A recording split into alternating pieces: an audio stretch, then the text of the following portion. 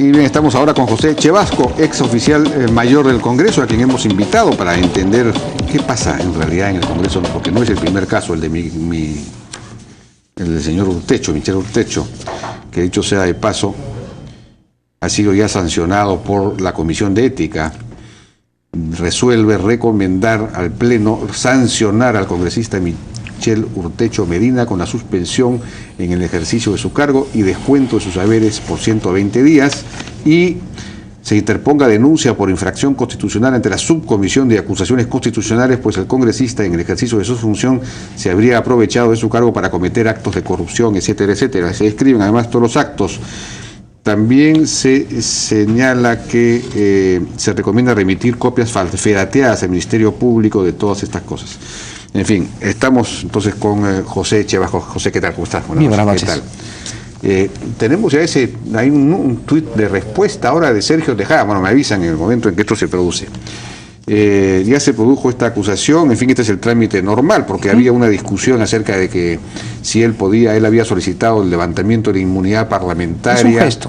Es un gesto político, pero en realidad esto es un procedimiento que tiene... Hay todo un procedimiento, o sea, la atribución del levantamiento de la inmunidad depende del Pleno del Congreso. El gesto de Michael Urtecho de haber solicitado ello ante las cámaras, ante los medios de comunicación, es sobre todo un gesto de carácter político, pero no es una atribución que el informe individual tiene, ¿no? Uh-huh.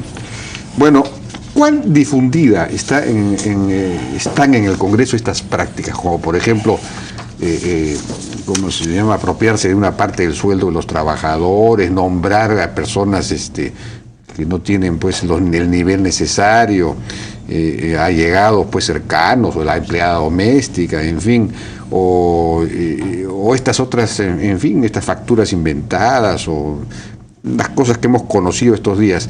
¿Cuán difundido? ¿Qué porcentaje de los congresistas llevan a cabo estas cosas? No tengo una cifra exacta, ¿no?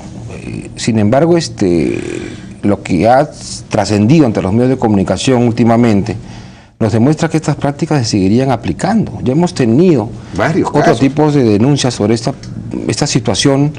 Sin embargo, creo yo que hay que reforzar los niveles de control por parte de la administración, ya que los congresistas en forma individual, con su conducta personal, no pueden evitar hacer estas cosas.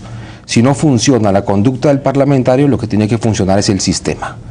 Entonces el sistema tiene que modificarse y creo yo que tiene que fortalecerse los sistemas de control que existan en el Congreso. Ya hay un gran avance en lo que respecta a la posibilidad de que 2 auditores de Contraloría estén en la oficina de auditoría del Congreso. Esto ha habido una conversación y una coordinación con el presidente Otárola y el Contralor General. Creo que este es un gran avance. Pero en general la tendencia de los congresistas es a encubrir estas cosas porque de alguna manera se protegen mutuamente, o el que está en una bancada es protegido por su bancada, en fin, ¿no?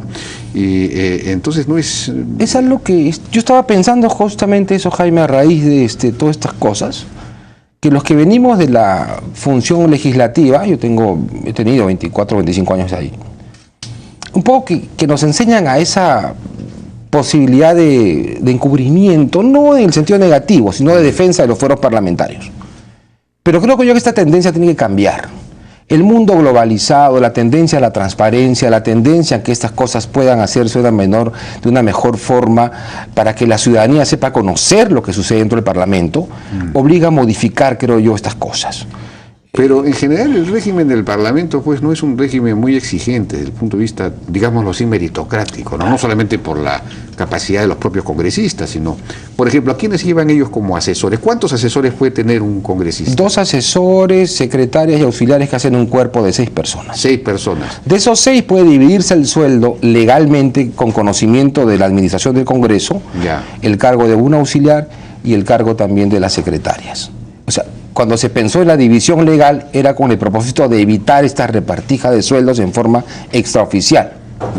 Entonces, si bien es cierto, el Congreso cuenta con unas exigencias de carácter de requisitos meritocráticos para contratar, esto en la práctica como que no sucede.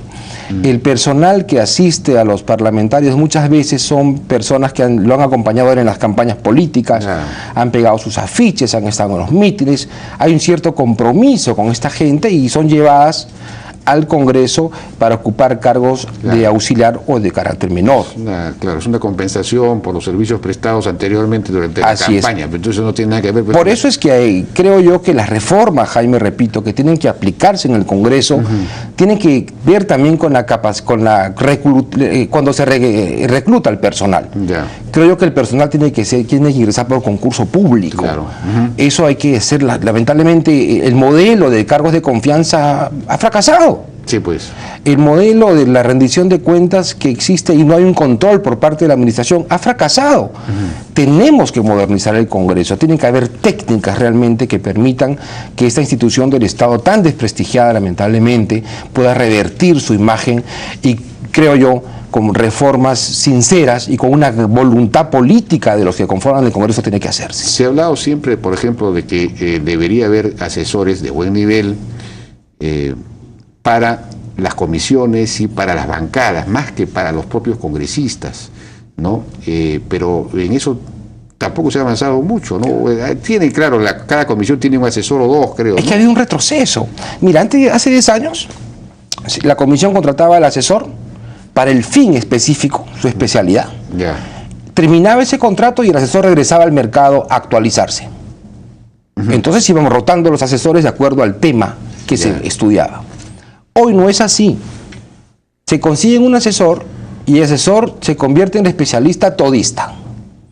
Después pasa el tiempo, como el asesor trabaja más de 10, 12 horas en el Congreso, se desactualiza y en 6, 8 meses ese asesor ya no tiene la misma capacidad intelectual. ¿Y está hablando de asesor de la bancada o asesor de bancada? Estaba hablando de asesor de comisiones, sobre todo. Claro. Entonces, el modelo de hace 15 años implicaba de que el asesor era contratado, cumplía su función, se aprobaba la ley para la cual él fue contratado y regresaba al mercado a seguirse actualizando. ¿Pero cómo que regresaba al mercado? Claro, es que eran contratos por temas, no contratos fijos para siempre.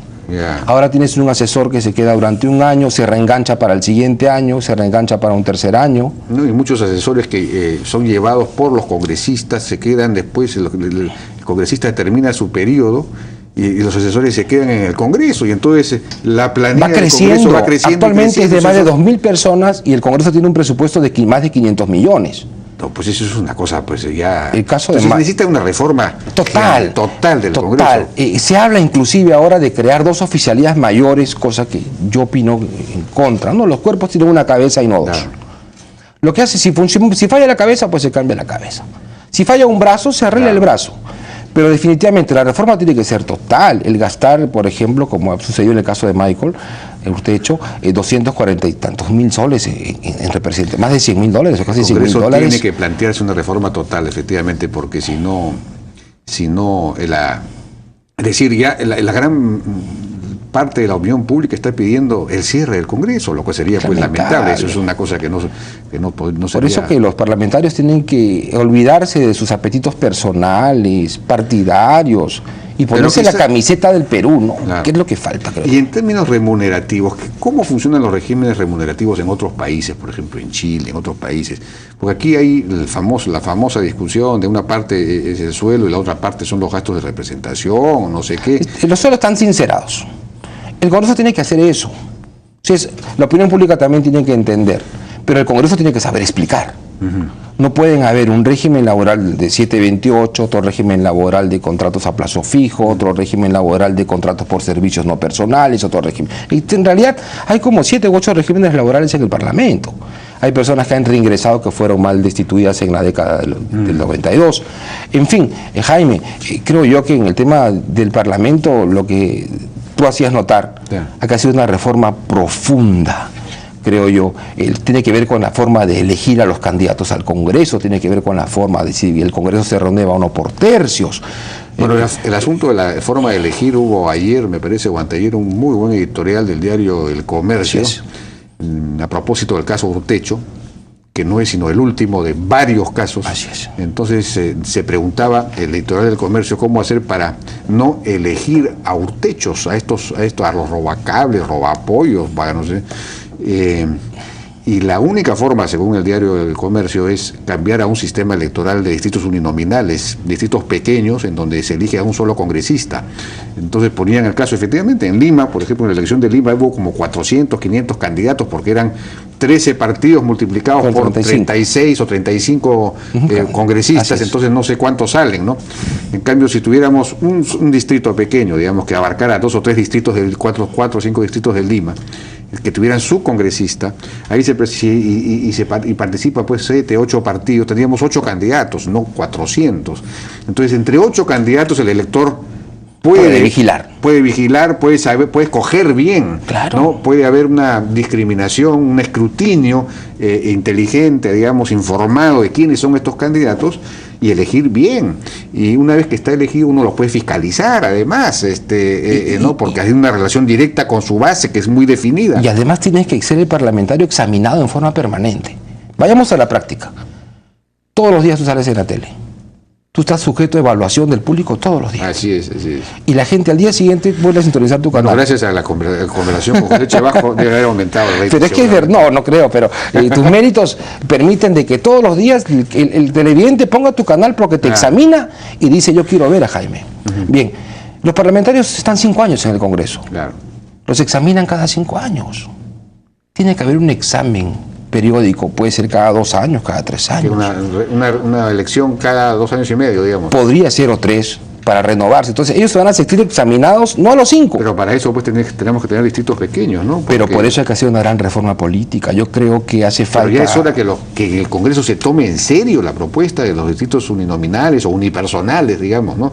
Porque siempre se habla de esto como una solución importante, incluso para los problemas de representación, y no lo toman en serio, ¿no? No quieren adoptar esa solución. Es cierto. Creo yo que el Congreso tiene que ponerse las pilas, tomar las cosas con seriedad y sobre todo con responsabilidad. Yo creo que los parlamentarios no pueden deslegitimar una institución para que la población del futuro, no los que estamos ahora y que ya estamos saliendo del circuito, sino los que vienen, crean las instituciones como el Congreso y que los políticos del futuro sepan que la política está hecha para gobernar, pero gobernar bien. Bueno, hablando de congresistas, me dicen que ya tenemos un tuit de Sergio Tejada respondiéndole a Alan García en este pugilato que se ha producido entre ambos políticos. Mi padre fue viceministro cuando yo tenía 10 años y consultor internacional 2 años después. Difamar es delito. Seguiremos investigando. O sea que lo está acusando de haber cometido delito de difamación a Alan García. ¿Cuál es tu opinión acerca de este intercambio? Yo he sido alumno del presidente García en la Escuela de Gobierno y él nos decía una cosa, y se la voy a repetir. El político no puede ser impulsivo. No puede.